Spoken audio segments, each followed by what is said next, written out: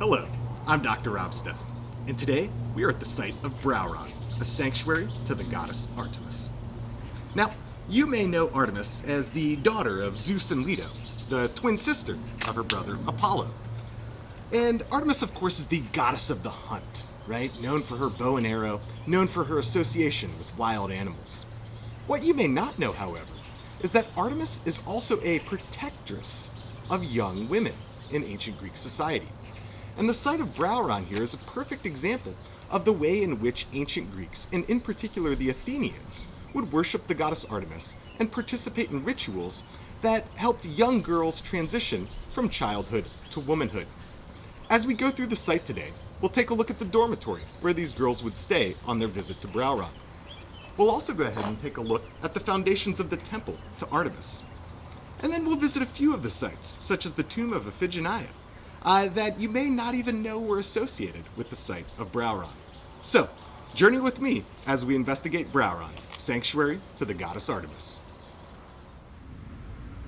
Alright, so here we are at the site of Brauron, in front of something known as the tomb of Iphigenia. Now, Iphigenia was the daughter of Agamemnon and Clytemnestra, one of Greek mythology's most famous, but also most cursed couples.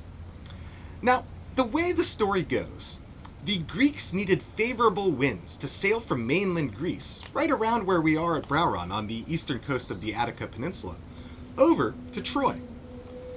But the winds weren't cooperating, and Agamemnon learned that the only way to make this happen was to allow his daughter to be sacrificed. And so the winds would change and they would be able to sail across the Aegean to Troy to try to get back Helen. Now, Clytemnestra, the mother, is understandably upset by this whole plan. Agamemnon goes through, and he promises that no, he's not going to sacrifice his daughter. Instead, he's going to marry her off to the Greek hero Achilles, right? Greatest of the Greek warriors. So Clytemnestra agrees and sends her daughter, their daughter, to the site of Aulis, and eventually somewhat near Brauron. And there Agamemnon follows through with not the marriage to Achilles, but rather the actual sacrifice of his daughter. Now, in some stories, she's actually saved by the goddess Artemis and replaced with a deer on the sacrificial altar. In other stories, she is indeed killed. Either way, what we're looking at here is the kind of ceremonial tomb to the daughter of Agamemnon and Clytemnestra, right, Iphigenia. And we can see that it's kind of built into the rocky cliffs here, and it originally would have been somewhat like a cave. And as a Greek heroine associated with the goddess Artemis, and with the death and sacrifice of herself, Iphigenia becomes associated with the Greek underworld as well as the goddess Artemis. And so what we see here, one of the kind of very interesting things, is a good example of a female heroine being worshipped at her gravesite for the powers that she may still have after death. And here we have artifacts dating all the way back to the 8th century BC, the early archaic period, showing the kind of time depth of this myth and rituals associated with that myth within ancient Greek culture. All right, so here we are at the Temple of Artemis at the site of Brauron in eastern Attica. Now, Artemis, like we talked about, right, is a goddess of nature, and you can see the site set here, kind of nestled in the hills of East Attica. She's also the goddess of the hunt and a protectress of young women. Now, as you might be able to tell, the temple itself is not the best preserved in all of Greece. And yet, from the foundations here, we can actually get a pretty good sense for what this thing looked like. So if you follow me over here, we can get a sense for one of the outer walls to the temple. And this would have run this direction, and then made a 90-degree angle as we head out towards the hills. In the background, you can see the dormitory, where young Athenian women would have stayed as part of their initiation ritual from childhood to adulthood. Now, as we migrate here into the center of the temple, you can actually get a sense for where the inner sanctuary would have been. And this isn't necessarily where the goddess would have been worshipped, but rather where the cult statue would have been located. And this cult statue was the physical embodiment of the goddess. Now, the temple itself, the original version dates all the way back to the 500s or 6th century BC. It was destroyed by the Persians in 480 following the defeat of the Spartans at the Battle of Thermopylae. And then it was rebuilt during the classical period, around 420 BC. For hundreds of years, it would have been the site of the worship of the goddess Artemis. All right, so what we're looking at here that looks very much like a Greek temple is really anything but. In fact, this is known as the dormitory at the site of Brauron. Maybe kind of like the one that you're living in. So, now this dormitory would have been used by ancient Greek Athenian women, in particular kind of girls around the age of puberty.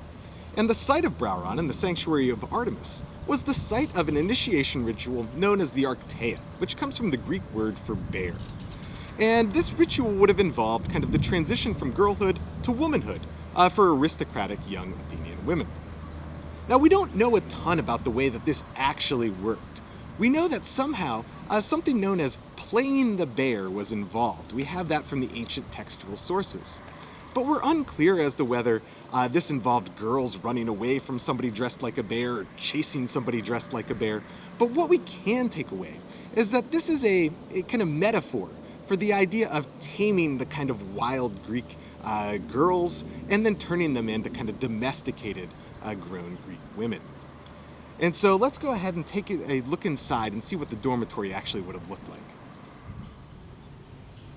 All right, so here we are now inside the dormitory at the site of Brauron. And again, this is exactly where young Athenian women would have come to take part in this initiation ritual. On my right here, we're looking at not a temple, but rather the peristyle to the dormitory.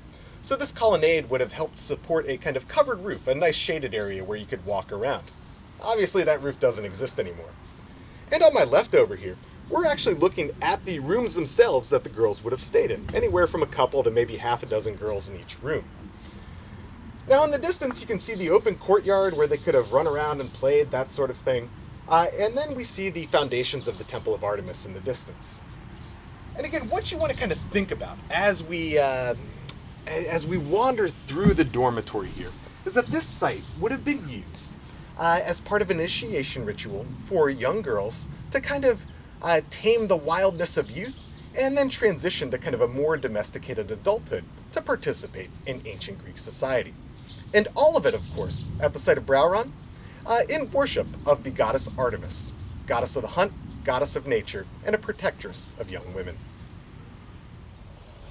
All right, so now that we've taken a look at some of the more famous monuments at the site of Brauron, right? The dormitory over to my left. If we look back here, we can see the foundations of the Temple of Artemis. Let's take a look at one of the kind of older and lesser known monuments. So to my left over here, we're actually taking a look at an ancient bridge. And it might not look like much now, but this is actually one of the oldest monuments at the site. In fact, it dates back to the 500s. It predates the Persian invasion of Greece. Now, after the Persians defeated the Spartans at the Battle of Thermopylae, everything you can see here would have been destroyed. The 6th century temple would have been laid waste to. But this bridge, it still remains today, and you can actually see the kind of wheel ruts where the wagons and carts would have been kind of crossing from outside the sanctuary into the vicinity of the sanctuary of Artemis. Now, underneath the bridge would have been these kind of a spring or a kind of stream that would have fed the waters of the sacred spring. And these sacred waters are used in part of kind of cleansing rituals associated with the goddess. So, keep this in mind, right? As you look at the major monuments, they are very, very cool. But we often get these kind of smaller things that tell us about actually how the site functioned in antiquity. What we get here at Brauron is a reminder that ancient Greek religion was far more than just the worship of gods and goddesses. Of course, we do have a temple to the goddess Artemis here, but we also get much more. And when we think about the dormitories, where the young Athenian girls would have come to take part in this initiation ritual, we get a reminder that religion is about the very real people of ancient Greece. And in this particular instance, what it's all about is training young Athenian girls to become productive members of Greek society as domesticated Greek women. So kind of keep that in mind as you reflect on the site of Brauron here. The idea that religion and the rituals associated with it are really about the actual people and lived experience in ancient Greek culture.